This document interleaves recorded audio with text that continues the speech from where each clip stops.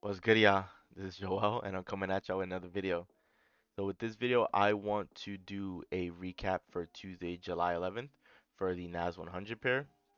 So if we quickly jump right into Forex Factory, you can see that for Tuesday, July 11th, there's not any news for this day. So this would be a trading day where I would be actively sitting behind the screen at TradingView, looking for an opportunity to trade.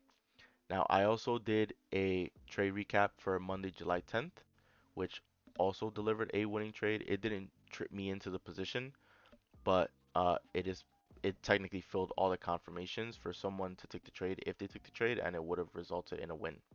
So I do recommend watching that video if you haven't already, as well as the recap for the previous week in July, right? July 3rd, the recap for July 3rd, for July 4th, and Friday, July 7th, which is NFP.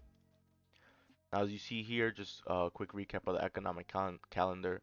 You see here for Wednesday, July 12th is core CPI. I wouldn't be trading this day.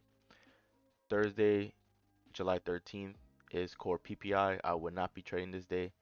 And Friday, just a standard news event, I would be behind the charts trading that day. So for this week, it would just be Monday, Tuesday, and Friday are the days that I was actively, behind the screen looking to trade. So jumping right into Tuesday. So here what I like to do, I like to first skip to 8:30, which is this 8:15 candle here. This candle is from 8:15 a.m. to 8:30 a.m. And once again, we're on New York time. So if you look at the time at the bottom right, the time zone, you want to click UT4 and go to New York. So here we are in New York session. It's 8:30. So from the 8:30 mark, I want to look left prior to the start of New York session to see where is the most obvious swing high and swing low. So the most obvious swing high would be this high right here. I'll actually do array and label it as buy side liquidity. So from 8:30, um, prior to the start of the New York session is the brown because, excuse me, that is the London New York crossover, this brown color, and the green color is the London session. So looking left, this is the most obvious swing high that was not yet taken. Now we want to look left and also find the most obvious swing low. So the most obvious swing low would be this level down here because as you see this candle right here, the candle to the left and the candle to the right are both higher, making it a U, right, or like a V, right? So you're seeing an obvious swing low. I'll actually put this bottom.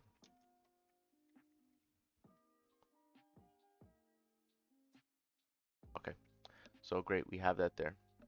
So now at this point at 8:30, um, once again at the 8:30 mark, we want to see liquidity get taken. It doesn't have to happen at 8:30 or prior to 9:30. Just 8:30 is the start of the hunt. So beginning at 8:30 is when we would like to see price attack liquidity. It doesn't have to, but at 9:30 we definitely want to see liquidity get taken or a push somewhere either into buy side or sell side.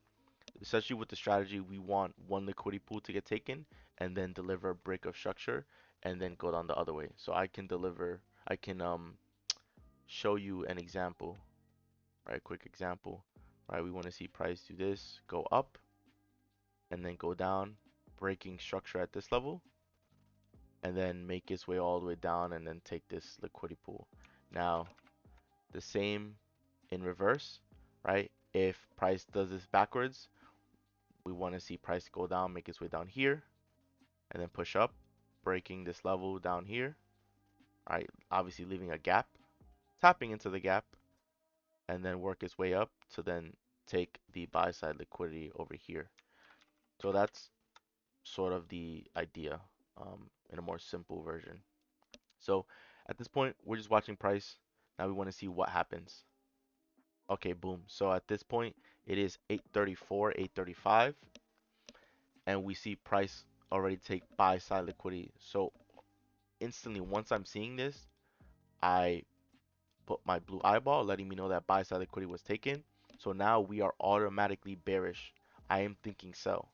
Only sell opportunities. I'm not looking to buy price, I'm only looking for sells. So we have the liquidity grab up there, and then we also have the last structure point at this level because this is the obvious, this is the last swing, right? You're seeing this wick here. This wick is lower than this candle to the left and the candle to the right. So this would be our last structure point.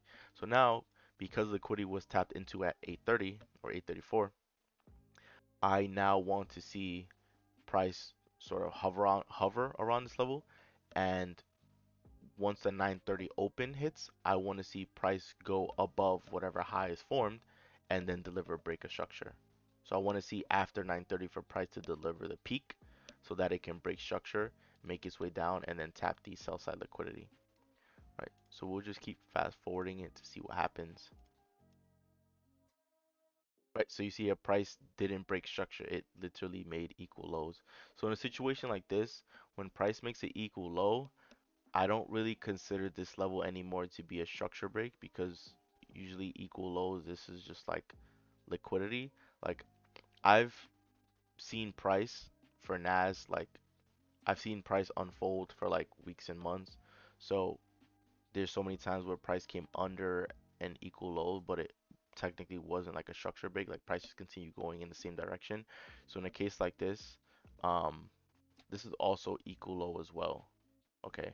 Well, okay, let's just see where price goes because in a case like this, right, where I had this as a structure point, but then it made it equal lows, like the market doesn't really consider that as a structure point anymore. Same here, these are equal lows. So realistically, I would consider this level here to be the structure break. But let's keep going to see what happens, right? If price delivers, if it breaks the high, then we can have another level be, it can serve as a structure point. But at least right now, because there's equal lows here and equal lows here, all this is at this point, this is just liquidity, right? Just more orders, right? So you're already seeing how price pushed up here, activated buy side liquidities, but is also generating money down here, generating money down here, right? Because um it's prepping to start moving its way down to take out, you know, because traders here are buying, which, right, price is moving up, but we most likely expect it to go down and take these traders out. So all price is doing is just generating orders so then it can, you know, take it down on its way down. So now we're just seeing price, right now price, made its way down, took the liquidity down here. Um, so still waiting for 9:30. We want to see 9:30 push up above this high.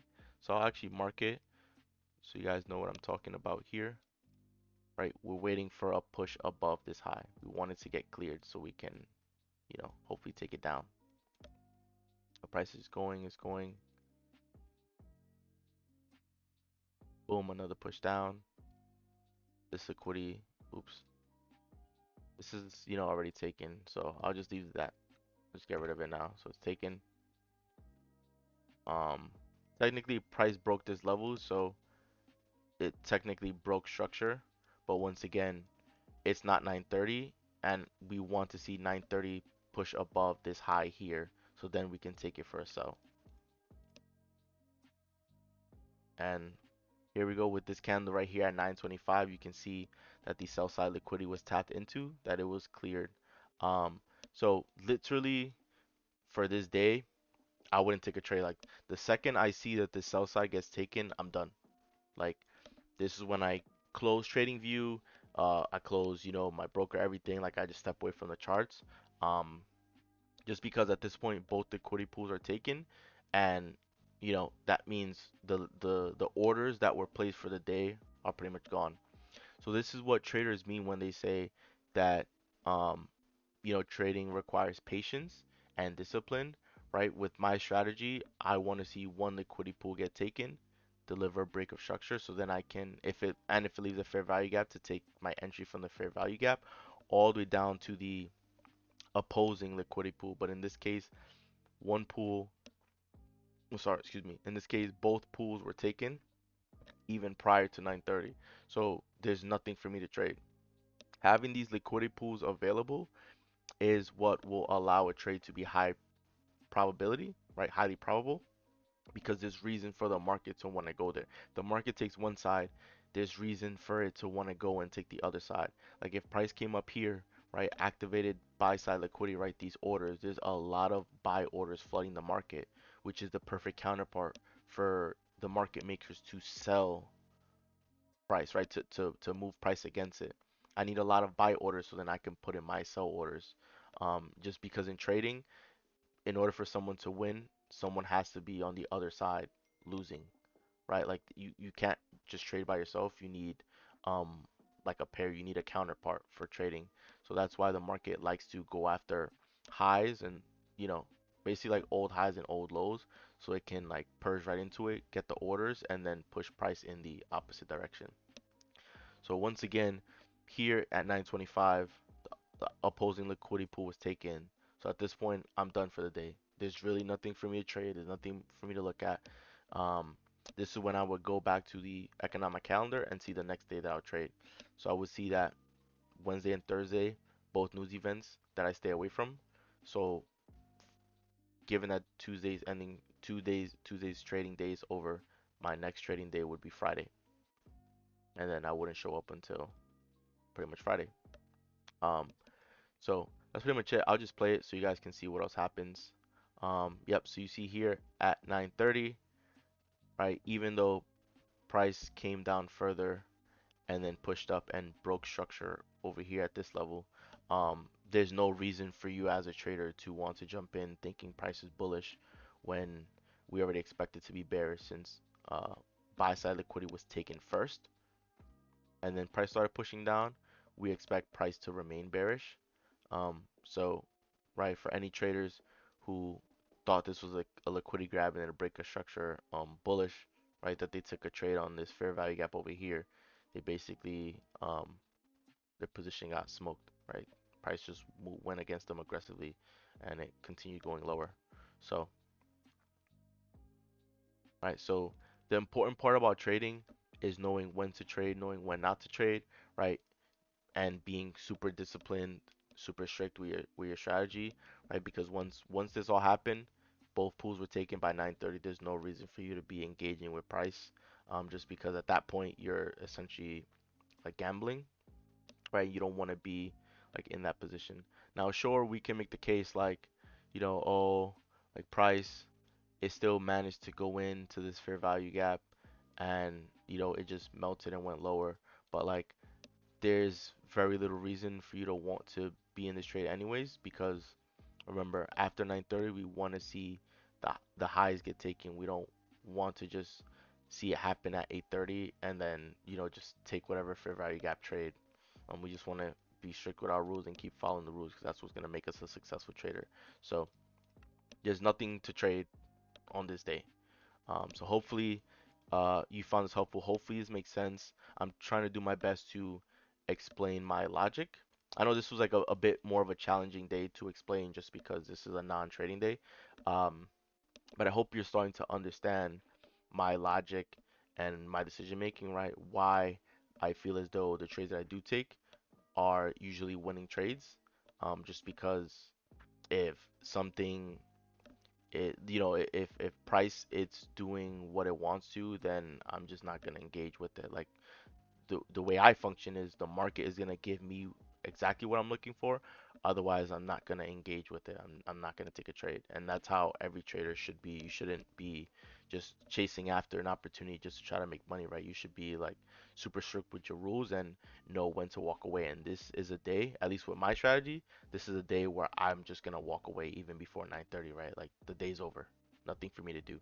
So if you found this helpful, do leave a like. Subscribe if you want to keep following with the content. I'm still going to keep dropping these videos. Um, want to do recaps for the rest of July. And even though I do not trade on in the month of August, the whole month of August, I basically take off. I don't trade anything. Um, I do want to do like I guess some sort of review videos, even if it's more brief, just so you guys understand why I don't trade in August. It's usually because August. Um, the market just moves funny. Opportunities that you think would be there, that would be there like any other month, isn't. Like the price would just move funny. So it's no point in me trading during a time where like I'm expecting to lose just because I'm I want to make money like that. That's very backwards. I'm just gonna end up losing money. So I'd rather just stay away and allow the market to play out and then just come back in September. So once again, if you found this helpful, do leave a like, subscribe. Your support is greatly appreciated. Please share this video with anyone you think would find this to be helpful, beneficial. I want to help traders begin to see the market for what it is, that the market, this is a game about liquidity and um, imbalances, right? Or, fair value gaps. Like the market is just looking to um, essentially manufacture liquidity, right? Bring in orders in the marketplace to activate those orders so then it can push price and make money, but also so it can rebalance itself, right? You're seeing that price, even though price went down and melted, it came back up to rebalance itself because this was a gap that was left in the marketplace, right? This was a spot in the market where only sell side was offered, right? With this black candle, right? You're seeing that only sellers were given the opportunity to enter, but not buyers, right? But then this move up, right? You see it just gravitated like a magnet. So this is why whenever we take trades, right, we want to see liquidity get rated and then a break of structure, and then our entry is this imbalance or fair value gap because price usually returns like a magnet.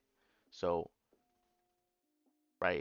If not saying you should have taken any sort of position here, but like, right, this would be a hypothetical sell order, right? Like if all this happened, say for example, like all this stuff happened at like 9:30, then this would be like a more realistic opportunity to take a trade for. And then, yeah, right? You see price hits the imbalance, it respects it. Like it respects it like quote unquote, you know, resistance, and then price literally just tanks right after. So Um, yeah, that pretty much sums the video. So once again, this is Joel, and I'm out. Peace.